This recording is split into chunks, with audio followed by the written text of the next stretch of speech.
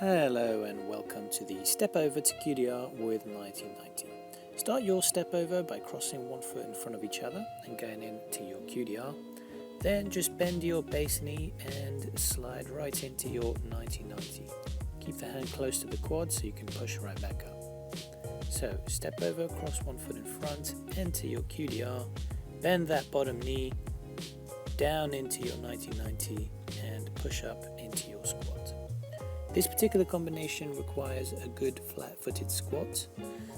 There are a few videos on my channel which address flat-footed squat, so you can have a look at those in order to help you with this particular one.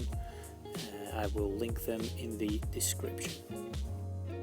As always with QDR transitions, we want to keep that first foot at a good enough distance to give us space to go into it. On the exit, however, you want to keep your base hand close to your thigh so that the push out from the 1990, as you'll see, will be easier.